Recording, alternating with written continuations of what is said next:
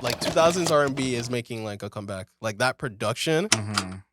Brent Faiyaz was doing it. You were just mentioning St4r. And then there was even, remember when we did the Khalid review? The Khalid review, like that Khalid mixtape. I said Brent Faiyaz. Erica DeCassier, the person who writes she writes for New Jeans. Like I feel like Aaliyah, just like she was reborn on everybody's project. They're just like that Aaliyah sound. Like they just listened to Age is Just a Number like 50 times.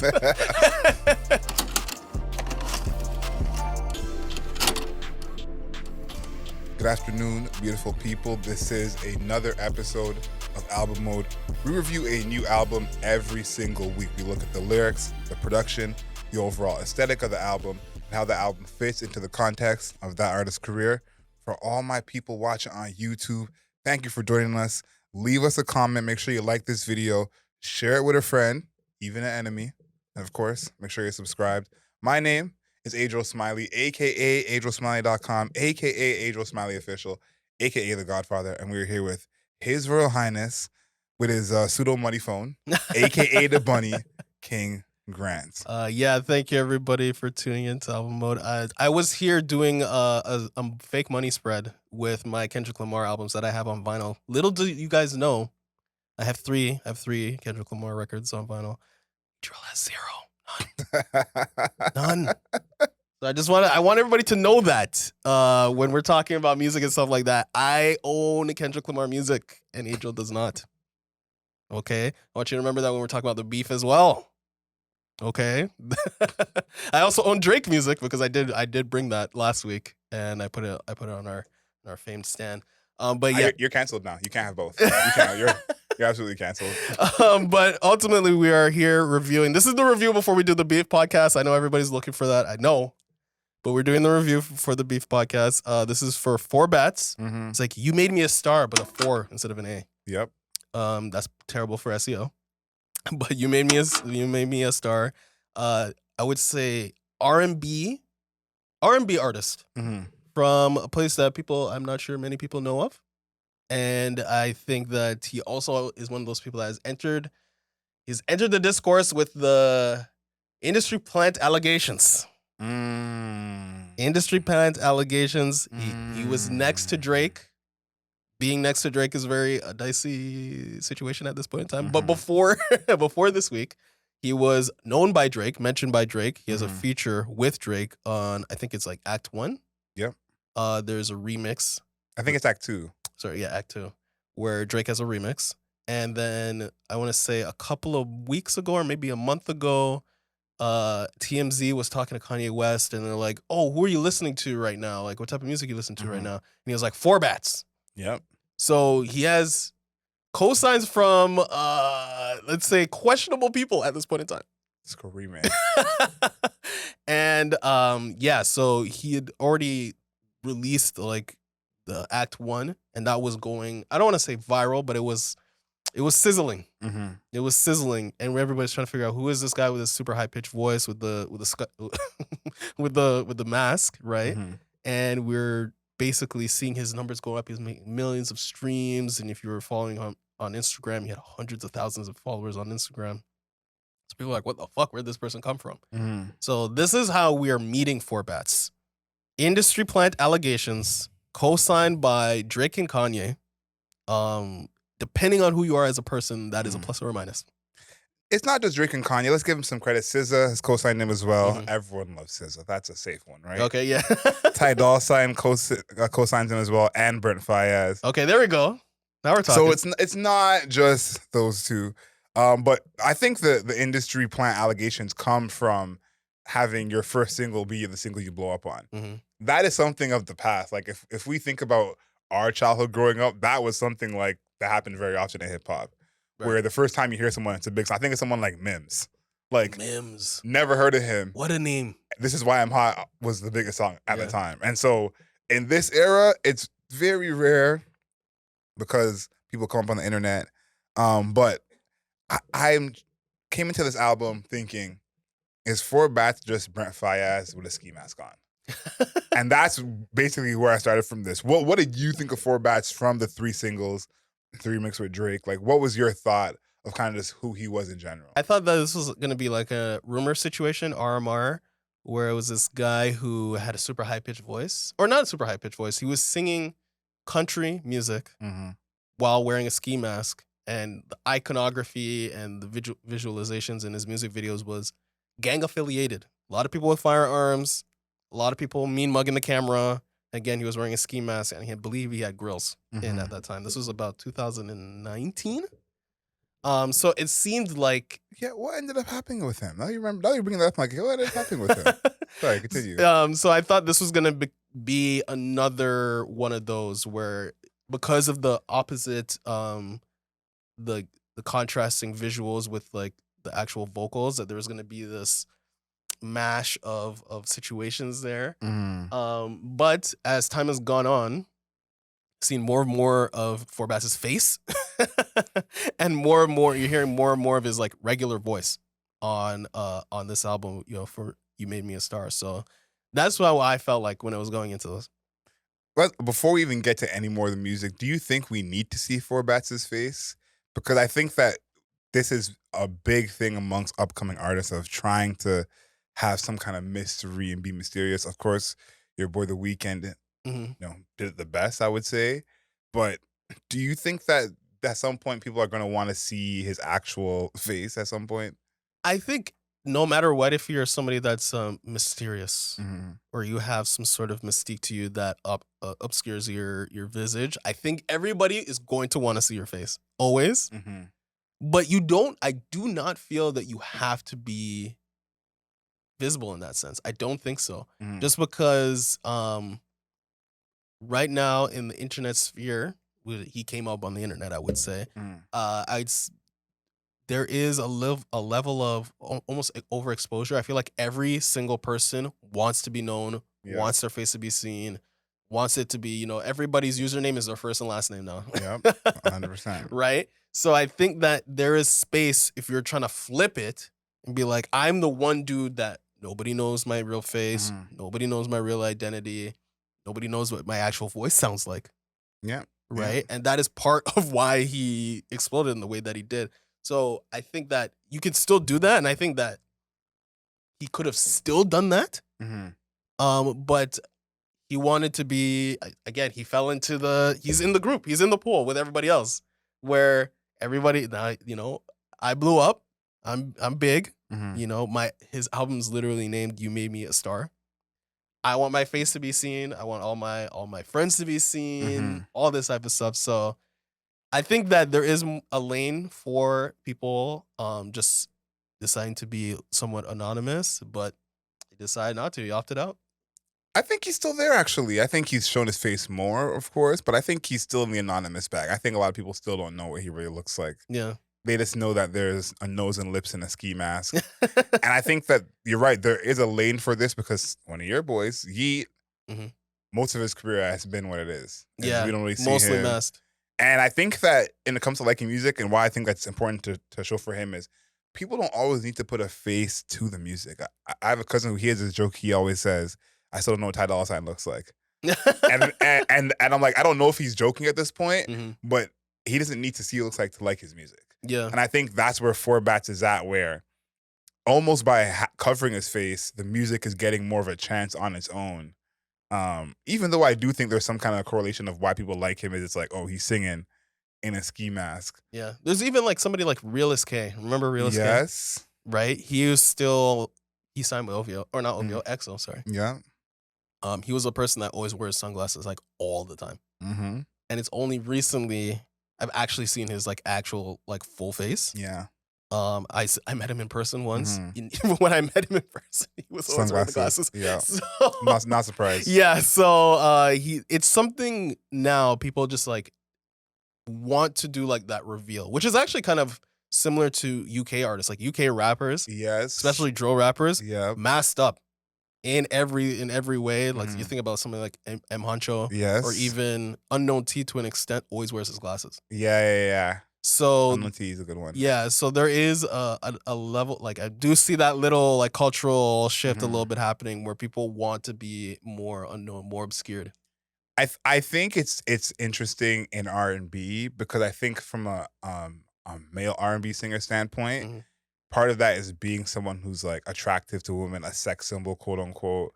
And so I guess it's still possible in a ski mask. There are some women who are into that look. Yeah. But I think that that's the juxtaposition that I'm interested to see going forward in his career of like, how long is the ski mask gonna stay on? Are we gonna look back album 2, album 3 and say, he's really still wearing a ski mask? So Mhm. I'm gonna see that. And then he's calling this a mixtape.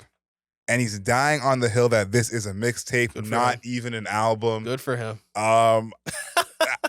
I just wanted to mention that because he mentioned it a million times.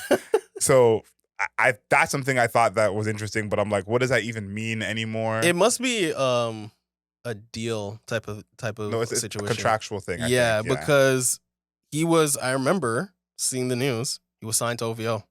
Yeah. I don't know how he feels about that current contract situation today. He responded to that and said he's cool with it. Yeah, but now with this release, it was him and like Gamma he's released it with. Yeah. So whatever deal that he has with OVO, it seems like, because none of us actually know what the fuck these deals look like on paper, unless you're in the room. It seems like the album is like the OVO thing, and the mixtape is allowing him to be outside of the OVO release. Yeah, the rumor is that it's a 1 EP, 1 album deal with OVO Sound, and it's expected to be released in 2024. So coming soon, I guess. I want to start with one of my favorites on here. This might be my favorite song on this whole entire project. Okay. And I can tell already that it's gonna make it into some of my playlists, and that if not for nothing, 4 Bats will have one song that I play for at least the next 18 months. And that's fucking Act 4, 18 plus. Oh, you like that song? Yeah. That's my favorite song on here. I think why it works, even though it's not that different from a few songs on here, is there's that drag in the beat where it kind of drags and then stops and then starts again. I think the tempo that creates, it gives this kind of a little more of a bounce than the rest of these. Yeah. But I mentioned this one because this is one that I like on this project. But a lot of this project reminds me of an artist who I was big on, and I'm not the only one to say this, so I didn't make this up. But a lot like Stickerz, and especially Act 1. Yeah, here's the thing with this production overall. When you're mentioning, first of all, with Fucking You, I hate that censor sound in the middle of it. Yeah, like, because it's in the hook where he says fucking, right? And it's not bleeped, but they're trying to, they're trying to do a little artistic. The bleep is annoying to me, right? But other than that, I think that the production for this is really signaling something to me where I'm like, okay, we're just doing, like, 2000s R&B is making like a comeback. Like that production, Brent Faiyaz was doing it. You were just mentioning St4r. And then there was even, remember when we did the Khalid review?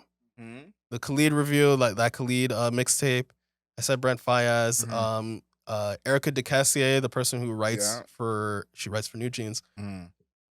Like, I feel like Aaliyah, just like, she was reborn on everybody's project. They're just like that Aaliyah sound, like whether or not it's those oddly spaced drums or the voices in the background. Like, I'm like, these dudes are just like, they just listen to Age is Just a Number like 50 times. And then they're like, yeah, just give me that. It was like, just give me the Aaliyah shit. So that's something that I've definitely noticed that's like a trend now in hip hop, or not in hip hop, in R&B. And I think that that's what they're doing. They're like, oh yeah, 1 in a million. Like, just give me 6 1 in a millions and let's do it. It's interesting. I like it, but I think that this is kind of where R&B should be to me, because this is when the sounds changed, when technology changed. This is the era of, we're not only analog anymore. We have more things that we can do because of digital, because of technology, and mixing the two together. Now, I said this before, but R&B a lot is just a lighter trap. And I think that trap is very similar to that idea of these are not all real instruments. we're programming all these all electronic.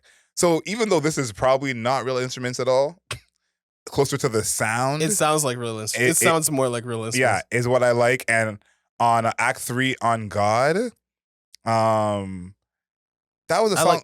Go ahead. That was a song at first that I was like, what an interesting kind of divergence from him. I think this is like one of the few songs on here that's like not Chase Shakur, Brent Faiyaz type beat. And the plucky strings on that, I think, give that a bit of character that fits his like attempt at storytelling on this. Yeah, I like that song too. I think that's like what, song number 6, 7, something like that. And that was when I started noticing, like, oh, we're just doing like the Aaliyah thing with these, like, I need to figure out how to phrase these drums where it's like really slow, but like I guess it's like Timberland influence drums where it's like slow and it's like this like almost like a tin can, not a tin can. It's like the snare, but the snare becomes like the basis for the entire beat. And I think that that paired with the guitar makes it sound so almost like dreamy, almost like freeing in a way, especially since 4bats has like echo on his voice. So there's like a dreamy freeness, like you're kind of like a floating, but it's different from like a Drake R&B where it's more atmospheric and it's like, it's almost like mist. This is more like, it's like there's warmth. It's a warm drifting where I would say like Drake is more of like a cold drifting. Yes. And hopefully that makes sense to people out there when they listen to the song. But that's what it sounds like, and I like that a lot. I think that is the innovations on the Aaliyah sound because Aaliyah's music was more almost electronic. Yes. Right. They kind of leaned more into synths and stuff like that, and I think that this is more leaning on the guitar. Because you even think of like the song that's right after it, Act 7. It's still using that even the Timberland, even like the shaker, bro. Like even down to the all we shaker. do is argue. Yeah. Sorry, I do it by the acts. I'm saying the acts. But yeah, it has like the shaker, but then there's still that guitar in the background. It's kind of like woozy that is adding the warmth to the rest of the track. So I like the production. You said right after Act 6 is Madman. Not Act 7. But Madman and All We Do Is Argue are very much in that same vein. That shaker makes an attempt to come back on Madman.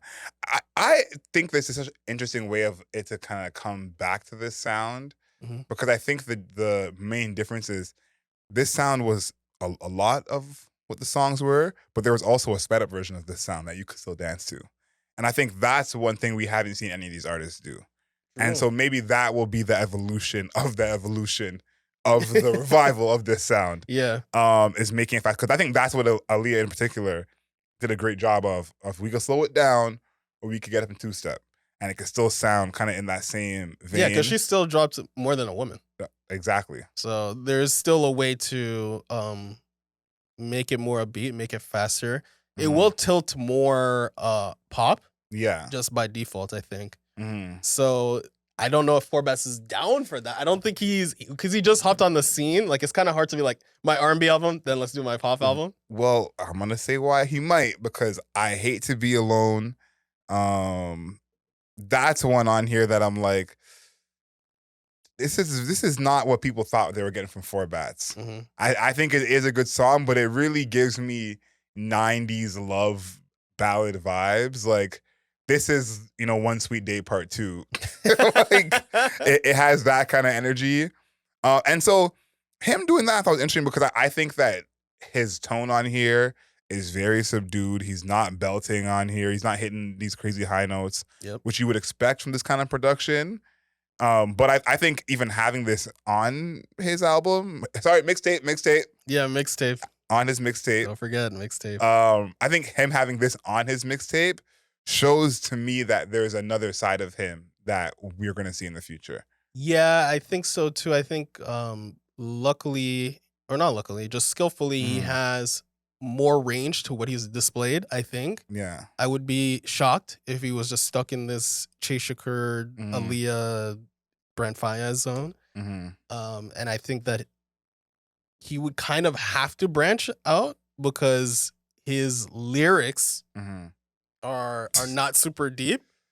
And unless he can, you have to tune one of them, you know? Yeah, you have to tune. You got to choose a lane. Yeah, you got to tune the production, or you got to tune the lyrics, or tune like the atmosphere.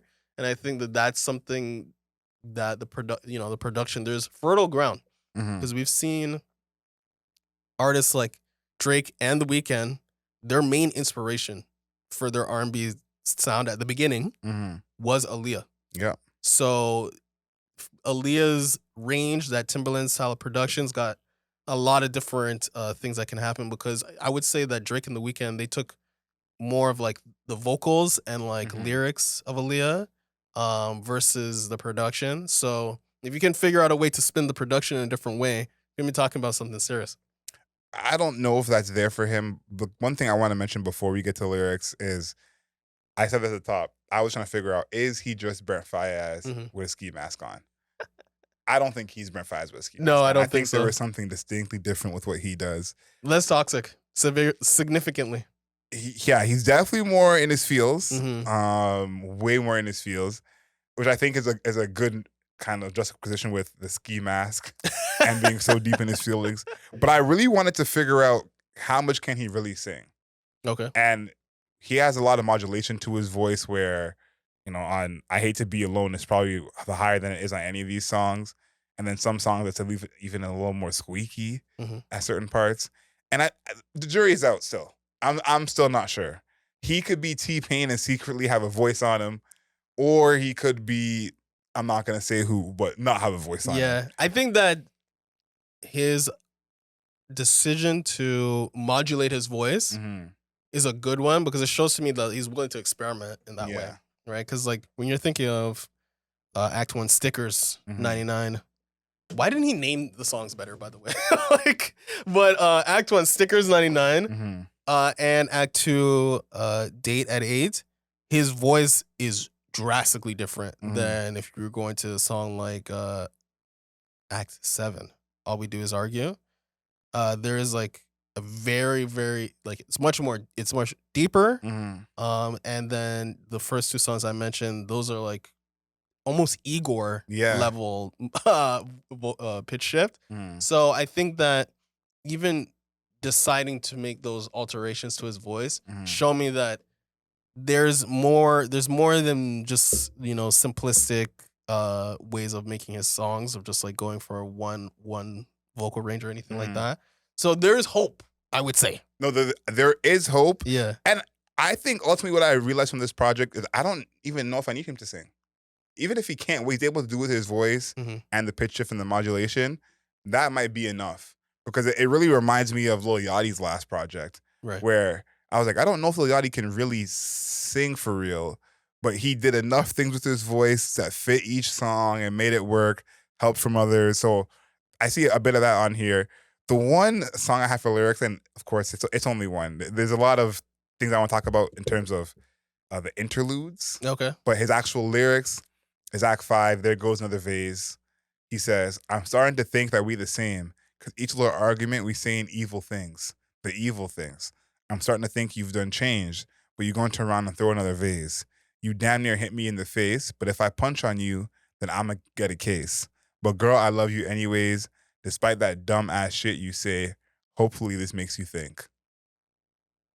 Less toxic than Brent, but how much less toxic? Yeah. is the real question. Let's just throw this question right back out there. I think this is a great question we've brought for 2024. Is 4r Bass apologizing to you? Yeah. He is. The first one of the year. Yeah, he is. First apology of the year. He's definitely calling you, because if you think about on the interludes, the first one, which is get out of your feelings hole. This is him. He's speaking to the listener, but then like the friend is like coming in the background being like, "What, you're still talking about this person?" Right? So I think that to me indicates he has feelings. And he has feelings, and he is open to talking about those feelings and being at fault. He is open to being at fault. Yeah. It's okay. It's okay. I'm gonna live. He's gonna live. He's open to being at fault, which I don't get that feeling from Brent Faiyaz. I don't get that feeling from Giveon, really. I don't really get that from many people, actually. Drake, no. Not Party Next Door. Yeah, Party Next Door, not really. I I- would say Party Next Door is kind of borderline, but not really. I'm Bryson Tiller? confused because I'm like, does this make him more healed since he'll apologize? Mhm. Because he still sounds a little bit toxic in these lyrics, and I Yeah. think there's a part of him where he may be the guy in the friend group where he's bent out of shape over what just went down and what he lost, and will not shut up about it. Yeah. And everyone's like, you guys were not even good together. Like, get over it. And he's like, no, like we were so. That's the kind of energy he gives me. And then one more thing from the top, the first, I guess, intro to the whole project, the mixtape, intro to the mixtape. He has this whole part about y'all saying 4 Bats came out of nowhere, and it's Kai Cenat, Academics, Joe Budden, Kanye, and just kind of everyone asking who is 4 Bats, who the hell is this? Mhm. I like that on the intro here because that's what everyone is thinking. Yeah. And I think if you're listening to this, 4 Bats has, at least from what I've seen, and 4 Bats fans in the comments let me know, but I'm unaware of some long history of music from him and this core fan base. Yeah, me too. I think every last one of us is coming in to hear 4 Bats for the first time, which is why he has the industry plant allegations. But I think him addressing that on the top of this project Mhm. was necessary because it wasn't going to happen in the lyrics. Yeah. And you know what's funny about that intro, Mhm. just like for world building, is the fire alarm, or not the fire alarm, the smoke detector beep that is happening in the background. Oh my god. I feel like that, I guess, is to make it sound like he's actually speaking to you. Like, I think that he's really trying to make that felt, Mhm. is that he is really speaking to the person that's listening, whether or not it's like, a voice memo or something like that. And having that that like beep sound in the background makes it feel more like real, I Yeah. guess. I do think that that is becoming like a black stereotype now. Like, legitimately. With the beep? Yeah, I think I've seen this so much in so many different places because it actually does happen with some people. Mhm. But it's getting to a point where I'm like, okay, this is kind of like is getting overboard, Mhm. But yeah, I think that he is his lyrics, I think, are, I don't want to say subpar. I want to say that they're incomplete sometimes. Like, when you're talking about, first of all, none of these songs are 3 minutes long. I don't think there's a single 3 minute long song. Yeah. And some of them are 1 minute, 1 minute, 1.5. Your first 2 acts, the singles. Stickerz, I think, is just 2 hooks. Yeah. Like, it's literally just that first part that you're hearing is like the chorus, and then the second part you hear is like, I guess, like the post chorus, not even a verse, because he repeats the chorus again, and then the post chorus again. So the 2 singles are the shortest songs. Yeah, which is a TikTok strategy, even though I don't feel like he really blew up via TikTok. That's where I saw him, was TikTok. Yeah? Yeah. But yeah, so it's a TikTok strategy. I think that it makes his songs feel incomplete. And even if you go further on, it's usually one verse, or it's like hook, one verse, hook, outro, we're done. And if a second verse is there, it's usually short. Yeah, so I think that my thing with him is like, songs feel a little bit incomplete. Feels like there's a little bit like some meat on the bone with a lot of them.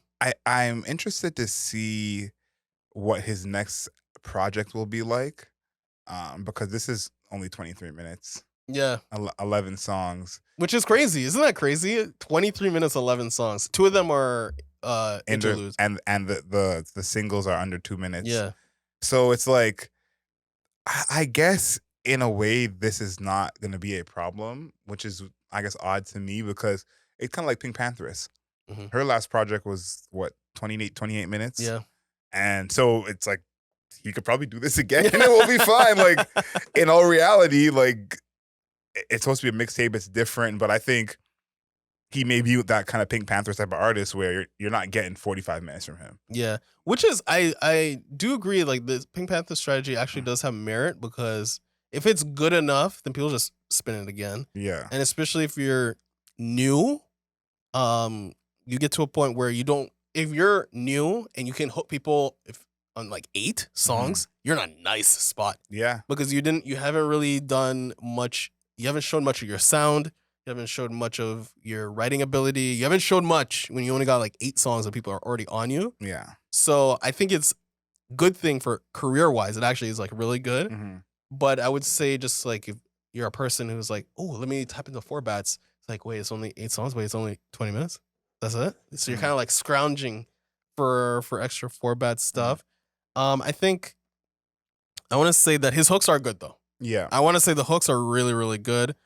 Date at 8, obviously the chorus, I'll come slide by 8, I'll send a text to your DM, 500 for your fucking hair, 200 for your fucking nails, right? You're running out of shoes to wear, so I bought you another pair. It's nice. It's very, he sings it way better than I say it. Yes. Obviously. Yes. The melody is very, very sweet. I would say that the chorus, personally, I would not co-sign that unless I was making tons of money. Unless I was making tons of money. Because you know what? Here's the other thing in that song. It's actually not even his girl. It's somebody else's girl. Yeah.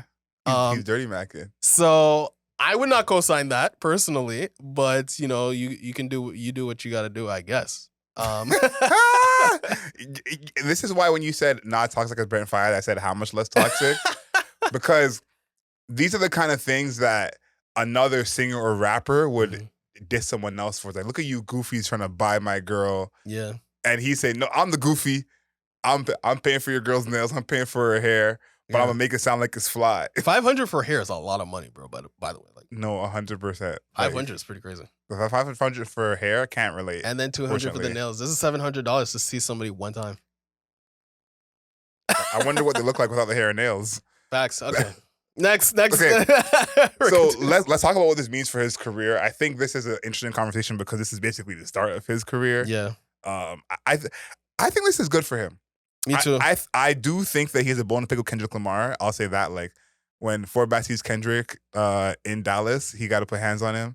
I think that's automatic because I feel like he had all the signs of being that internet darling who can't back it up. And I think bringing up Rumor was a great analog of like, okay, we like the look on TikTok and it's kind of interesting that you're wearing this and singing, but what is this really gonna be? And I don't know that he's going on tour yet.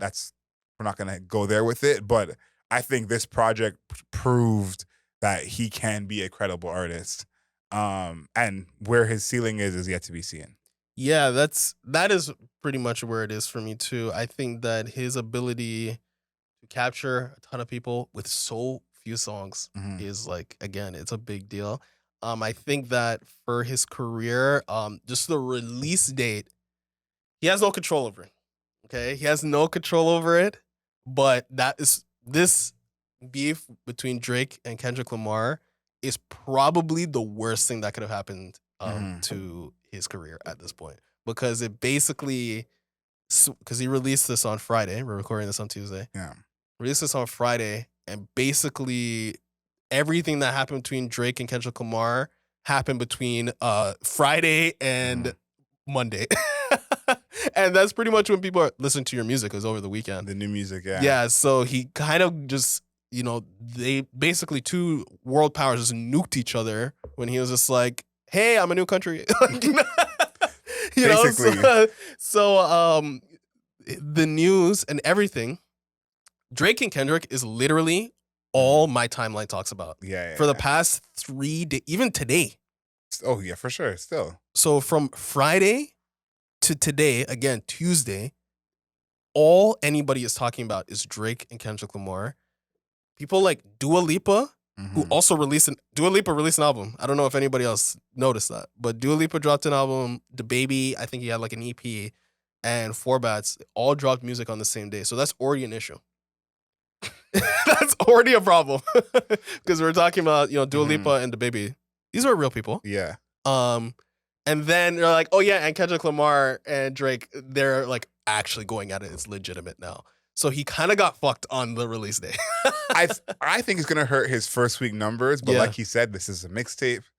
But I think this is going to help him in the long run because I've even seen, we're recording this on Tuesday, people are starting to go back to it. A couple people texted me today saying, I heard the 4 bats today, heard it last night, it's good.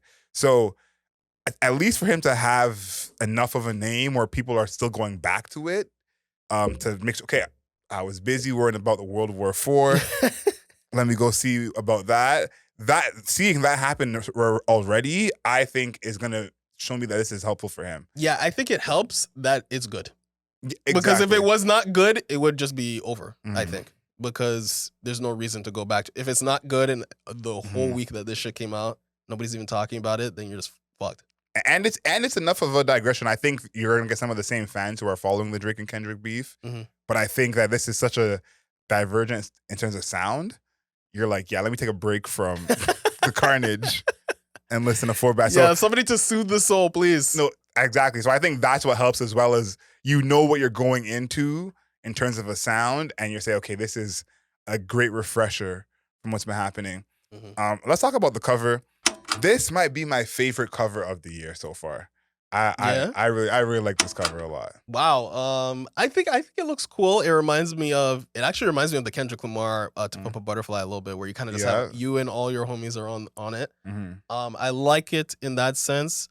I'm questionable about seeing his face because it kind of ruined the mystique of whoever he was. Is that enough of his face to ruin the mystique? Because that's how much. That's what he looks like. But that's how much he shows when he's wearing the ski mask. So it's like, I don't know. I just think that more of the face, more of his face. Oh, you want just nose? Yeah, just just give me like the pinholes in the fucking. Okay. You want no face, no case. Just because I think it would just help the mystique of 4 bats, you know, because when you already have the industry plant allegations, people are like, who are you? And then you're wearing the mask and it's like, who the fuck is this person? You know what I mean? So I feel like, personally, it's a slight misplay. But I think the cover is fun. It's a fun cover. Yeah, I like it for 2 specific reasons. Obviously, you got the shirt saying "Long live whoever," and that's a part of the street. You got to respect that. And then it seems like this is his girl or ex-girl, the picture he's holding, and the middle finger up with her crossed out. Like, tell me you're hurt without telling me you're hurt. Like, I just think like it's dressed up with all of the thug shit around him, so it's like we still hood. Yeah, but you got to think about how much of a move that is. Where like you're holding up shorty picture crossed out and saying fuck the picture beside it.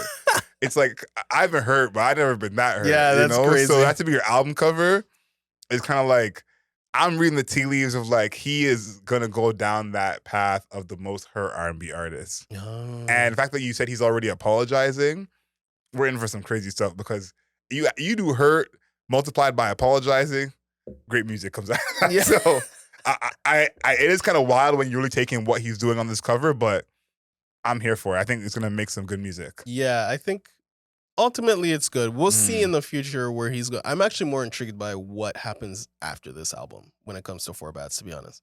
I am too. Or mixtape. This is mixtape. Mixtape. Yeah, this is mixtape. Let's make sure we get the name in there real quick for him. Just the mixtape. You made me a star. You made me a star with a 4 instead of an A. Yeah. Right. So drink every time you hear the word mixtape. Yeah. I think I'm with you on that because what I've heard for some people, which I don't totally agree with, but I understand the energy, is that it reminds them of Party Next Door's first project and is having some R&B that feels refreshing. Okay. And someone also compared it to the Soul Tape in terms of the refreshing sound. And I said, wow, I never thought of that, but the Soul Tape was really refreshing when it came out to hear a whole project like that. So I think he has something here where, yeah, we've heard this from people in the past, but Brent Faiyaz has kind of moved on from this sound.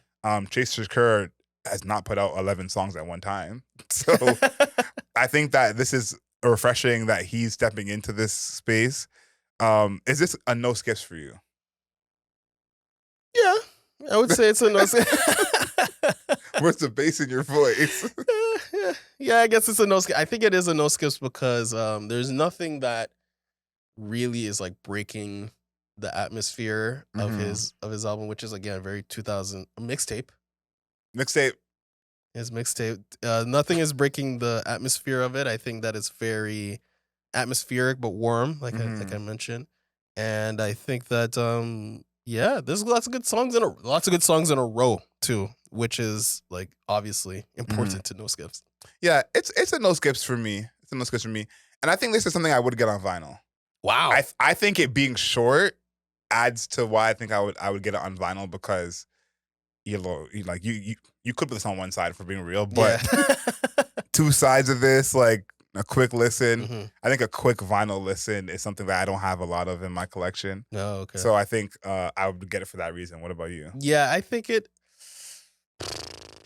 is borderline. I'll say it's borderline vinyl cop. I would say the cover is not really enticing me. The music is solid, but I don't love the music like that for it to be a no skip or for it to be a vinyl cop.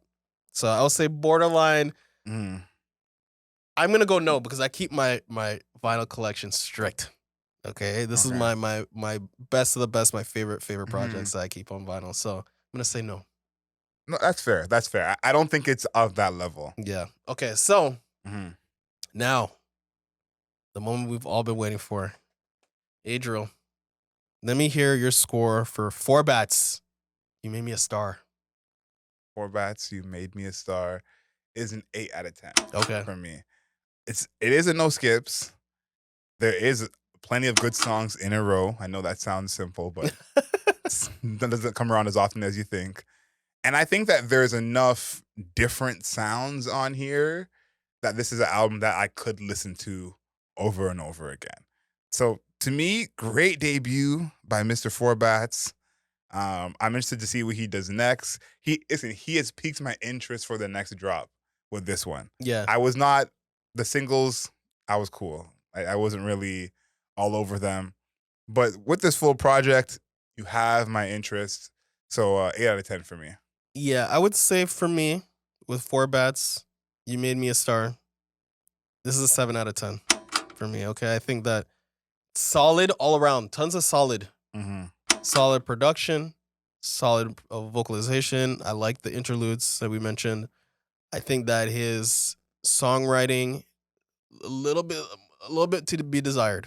Some of the songs feel incomplete, and that's pretty much where he's losing points for me. Yeah. It's like the songwriting. The songs are like either not fully constructed or the lyrics, we kind of didn't dive too much into the lyrics, and there's a reason for that because there isn't really much happening in the lyrics. Do you feel like he has more there? I think that's maybe why I'm even giving him more points because even though I'm interested in what he does more in terms of sound and his voice, I don't know if I see him being that much better lyrically. Yeah. There's definitely space to be better lyrically. Okay, well, there's plenty of space, but yeah. Is that something you... He's not just dead on lyrics, No, bro. but is that something you actually see from him? I don't know. I see this as kind of being his lane of having these, shorter songs. Yeah. And maybe the real growth that he gets to is making these 2-part songs. Yeah, I think that he could make them more dense lyrically because I feel like every song does have like a meaning, like even There Goes Another Vase is about them, like, him and his ex-girl get into a fight. But I just think that the lyrics need to be more like maybe better world building or better just like emotionality. Because that song, There Goes Another Vase, they're supposed to be angry. It didn't feel angry. No. It doesn't feel angry. Smooth. Yeah, they're talking about yelling at each other and having this huge fight, and it just feels like a very mellow track. So I think that's something that can be fixed. The emotionality of his lyrics, density. You can have this sound and have it be dense, bro. Again, Aaliyah was doing that. Janet Jackson was doing shit like that. So it's not like it's not possible. No, it's possible. Yeah. It's possible. And it can still sound good. Yeah. Yep. So that's the thing that he loses points for me is like I've seen better, and I don't think it's a jump for it to be better. So it's a 7 out of 10. Good project. It's good. Yeah. It's good, especially for somebody that just came out of nowhere, allegedly. Yeah. And is now on everybody's map. So 7 out of 10. I think it's funny that he's getting the industry plant allegations because I feel like dropping the same day as Kendrick just ends that for me. It's that's dead. It's like whoever your person is in the industry, they're not even connected. So because you're right. I think that stepped a lot on this release, but a good debut from him. He even tweeted about it. He was like, yeah. What did he say? He deleted the tweet too. He was like, guys, remember that I dropped a project? Like I remember I dropped an album, and then like the next day the tweet was gone. And he told Kendrick to chill. Yeah. He said, Kendrick, please chill. I have a project. I thought that was funny. I want to know what y'all think. Are there Day 1 4 Bats fans that I'm unaware of? Yeah, let us know. Please let me know in the comments. I want to know what everyone's favorite song is from this project. Your favorite song, whatever act that is. Let us know in the comments. Leave us a rating and review on all your podcast platforms. 5 stars, not a single star less. Find us on the interwebs at Album Mode Pod on Instagram, at Album Mode Pod on Twitter, at Album Mode Pod on TikTok. Please, please help us get to 5,000 on YouTube. Find us at Album Mode, the one, the only, okay? Subscribe to us, like this video, leave us a comment. And until next time, know yourself, know your worth. Later days.